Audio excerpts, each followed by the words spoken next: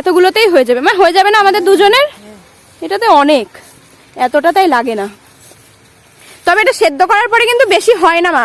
আগের দিন এক গামলা হয়েছিল কাটার পর, যখন আমি সেদ্ধ করেছি দেখি একদম অল্প, আর রান্না করার পর তো জলটা শুকিয়ে আরো একদমই অল্প হয়ে যায়।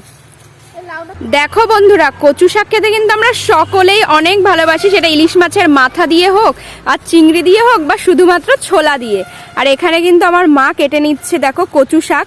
আমি আজকে নিয়ে যাব, আগে একদিন দিয়েছিলাম ইলিশ মাছ দিয়ে রান্না করেছিলাম, খুবই ভালো খেতে হয়েছিল। তো আজকে মাকে আবারও বললাম যে কেটে দাও।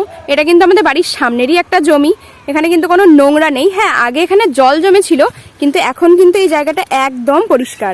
তাই মা এখান থেকে দেখো কেটে দিচ্ছে, পাতাগুলো ফেলে দিচ্ছে, কারণ পাতাগুলো আমার কোনো কাজে লাগবে না। তবে এই কচুর পাতা, মা এই কচুর পাতা কি খাওয়া যায়? এই কচুর পাতাও কিন্তু খাওয়া যায়, কিন্তু আমরা কচুর পাতাটা এখন খাবো না, আমরা শুধুমাত্র কচুর ডাঁটাগুলোই খাবো।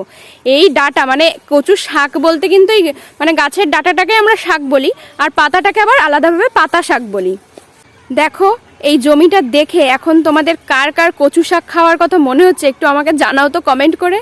বাজারে কিন্তু এরকম কচু শাক আমরা অনেকটা দাম দিয়েই কিনে খাই, আর আমাদের বাড়ির সামনে দেখো এই যে এতটা কচু শাক আছে। তো তোমাদের যার যার দরকার আমার বাড়ির কাছে চলে আসো, আমি এখান থেকে কচু গাছ কেটে তোমাদেরকে দিয়ে দেবো।